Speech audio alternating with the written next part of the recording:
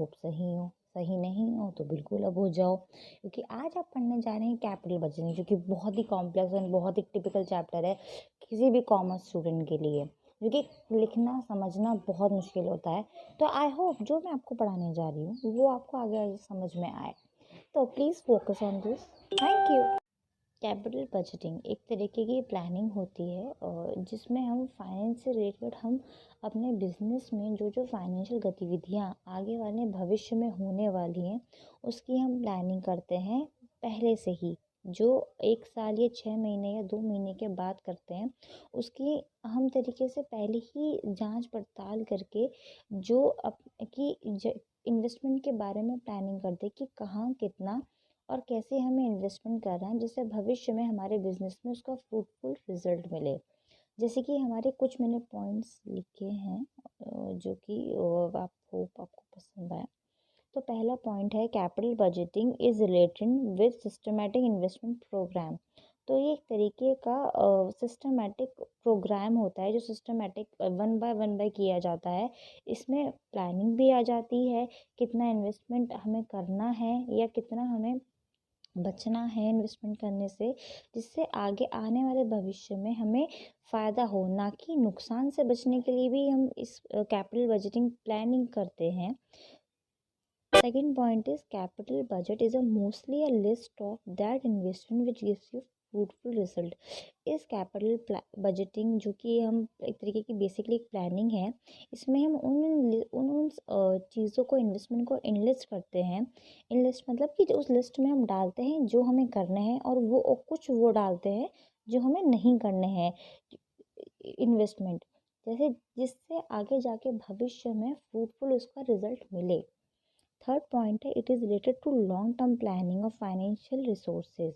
ताकि इसका मतलब है कि ये लॉन्ग टर्म प्लानिंग से रिलेटेड है। जैसे मैंने आपसे पहले ही बताया कि जो भविष्य में आने वाली इन्वेस्टमेंट के बारे में इसमें बताया जाता है। 6 महीने पहले हो सकता है, 2 महीने पहले हो सकता है या साल भर पहले भी हम कैपिटल बजटिंग कर सकते हैं, means planning of finances. Okay. Fourth point is capital budgeting involves the planning of expenditure for assets. इसमें हमारे एक्सपेंडिंग होती है, एक्सपेंडिचर्स होते हैं वो एसेट्स के बारे में होते हैं। जैसे किसी कंपनी है कोई जैसे कंपनी है कोई मशीनरी प्रोडक्ट है, जहाँ मैकेनिकल कंपनी जहाँ जैसे एग्जांपल हम लेते हैं कि फर्नीचर कंपनी है और वो हाँ मी हम फोर्थ पॉइंट पे आते हैं। अब capital budgeting involve the planning of expenditure for the assets. That means कि आप अगर कैपिटल बजटिंग हमें एक प्लानिंग होती है जिसमें हम एसेट्स के बारे में पहले से ही प्लान करते हैं कि कौन सा मार्केट में एसेट्स आया है जो कि बहुत ही प्रोडक्टिव है फॉर आर कंपनी और फर्म। जैसे अगर कोई आइसक्रीम की फैक्ट्री है, अगर आइसक्रीम की फैक्ट्री में अगर कोई मशीन हम देख रहे हैं कि बहुत ही प्रोडक्टिव फ्रूटफुल रिजल्ट आएगी हमारी क्रीम बनाने में या हमारा कोन बनाने में, तो हम उसके पहले पर रिसर्च करते हैं कि उसकी हम इस एसेट्स पे इन्वेस्टमेंट करें कि नहीं करें। तो ये पूरी तरीके से कहीं ना कहीं इन्वेस्टमेंट एसेट्स पे बहुत जोर दिया गया है, या कोई भी इन्वेस्टमेंट है जो कि हम एसेट्स के रूप में करते हैं in capital budgeting kind of planning में। एंड फिफ्थ पॉइंट है it is a estimate process for investment in firm और बिजनेस सो एंटरप्राइज। अब हम सभी जानते हैं कि future is not determined. Future एक निश्चित चीज़ नहीं है, इधर हम फ्यूचर के लिए हम हमेशा स्पेकुलेट, प्रिडिक्ट या एस्टिमेट ही अंदाज़न ही लगा सकते हैं। हम निश्चित नहीं कह सकते कि 100 या 200% चीज़ें जो हमारी प्लानिंग है उसी के अकॉर्डिंग यही होगा। और हम सभी जानते हैं कि कल का कुछ पता नहीं क्या हो क्या नहीं हो। तो एक तरीके की it is a estimate process है इन इन्वेस्टमेंट। हम फर्म के भले के लिए या फर्म के एम्प्लॉयज़ के भले के लिए इसमें बस एक तरीके का अपना अंदाज़ा और कोशिश करते हैं जो कि बहुत पॉजिटिव अंदाज़ा लगा सके, जिससे हम आने वाले भविष्य में अपनी फर्म के लिए बेहतर डिसीजन मेकिंग कर सकें। हम फोर्थ पॉइंट पे आते हैं। अब capital budgeting involve the planning of expenditure for the assets. That means कि आप अगर कैपिटल बजटिंग हमें एक प्लानिंग होती है जिसमें हम एसेट्स के बारे में पहले से ही प्लान करते हैं कि कौन सा मार्केट में एसेट्स आया है जो कि बहुत ही प्रोडक्टिव है फॉर आर कंपनी और फर्म। जैसे अगर कोई आइसक्रीम की फैक्ट्री है, अगर आइसक्रीम की फैक्ट्री में अगर कोई मशीन हम देख रहे हैं कि बहुत ही प्रोडक्टिव फ्रूटफुल रिजल्ट आएगी हमारी क्रीम बनाने में या हमारा कोन बनाने में, तो हम उसके पहले पर रिसर्च करते हैं कि हम इस एसेट्स पे इन्वेस्टमेंट करें कि नहीं करें। तो ये पूरी तरीके से कहीं ना कहीं इन्वेस्ट एसेट्स पे बहुत जोर दिया गया है, या कोई भी इन्वेस्टमेंट है जो कि हम एसेट्स के रूप में करते हैं in capital budgeting kind of planning में। एंड फिफ्थ पॉइंट है, it is a estimate process for investment in firm और बिजनेस सो एंटरप्राइज। अब हम सभी जानते हैं कि future is not determined, future एक निश्चित चीज़ नहीं है। इधर हम फ्यूचर के लिए हम हमेशा स्पेकुलेट, प्रिडिक्ट या एस्टिमेट ही, अंदाज़न ही लगा सकते हैं। हम निश्चित नहीं कह सकते कि 100 या 200% ये जो हमारी प्लानिंग है उसी के अकॉर्डिंग यही होगा। और हम सभी जानते हैं कि कल का कुछ पता नहीं क्या हो क्या नहीं हो। तो एक तरीके की it is a estimate process है इन इन investment.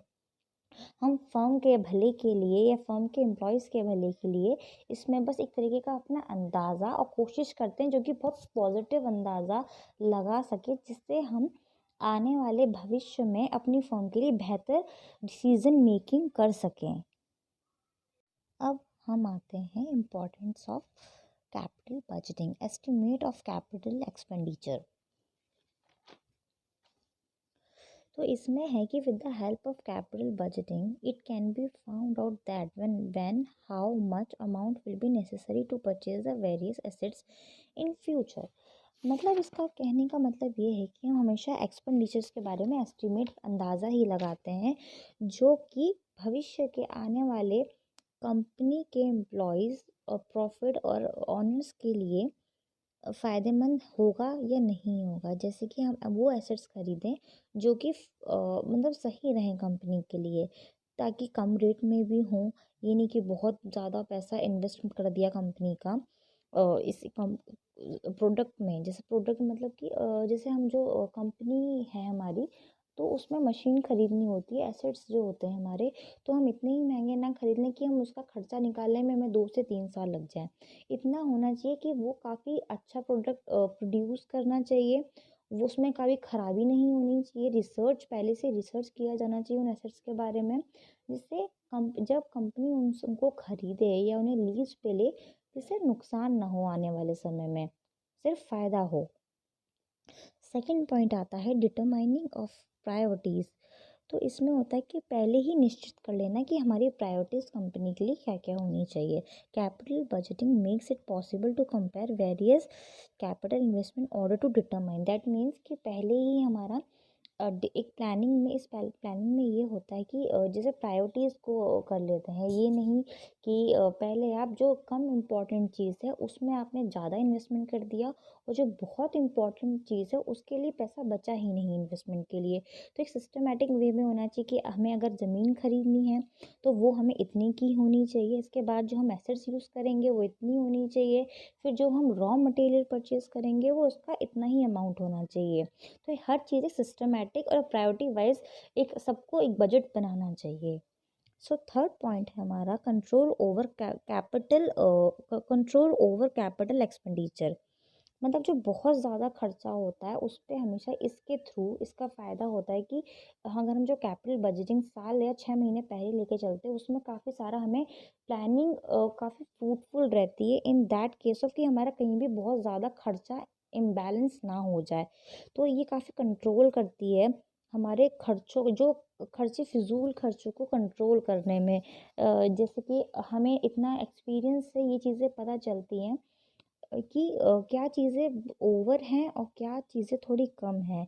The capital budgeting is a good mean to make control over capital expenditure. अब जैसे वही हम मशीन की ही बात कर रहे हैं, सपोज करिए कि अगर आप एक पेन हाँ जी, अगर आप एक पेन की फैक्ट्री है आपकी, उसमें आप पेन बना रहे हैं, तो जो आपने इंक है का मेन मटेरियल आपका इंक है कि पेन आपका कैसे फ्लो करेगा, फिर उसका निब होता है जिससे आपके लिखते हैं, और प्लस आपका जो एक बॉडी होती है जो प्लास्टिक की, एक तरीके से इसकी जो बॉडी होती है, इन केस आपने ये बॉडी ही आपकी बहुत एक्सपेंसिव हो गई है, जो कि ओवर कंट्रोल एक्सपेंडिचर में आ गया और इनके लिए पैसा बचा ही नहीं, तो ये काफ़ी सही रहता है, ताकि हमारे ओवर कंट्रोल ओवर एक्सपेंडिचर को कंट्रोल किया जा सके। सो फोर्थ पॉइंट आता है कोऑर्डिनेशन इन कैपिटल एक्सपेंडिचर।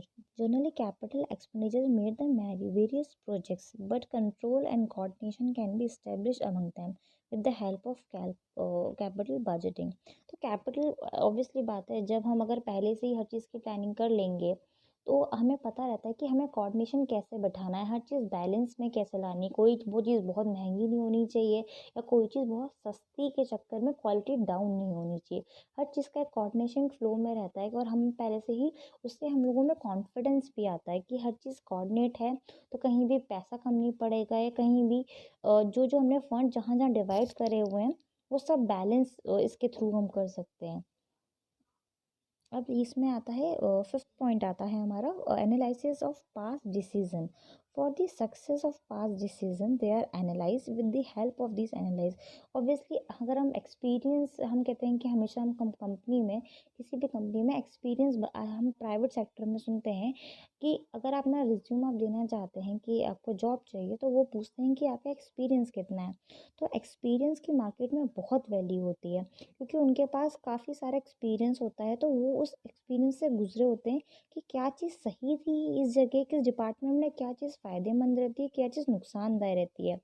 तो ये बहुत ही ज़्यादा फ़ायदेमंद रहता है कि अगर आपके पास किसी भी चीज़ का एक्सपीरियंस है, तो ये काफ़ी specially in this budgeting capital finances में तो experience very play important role.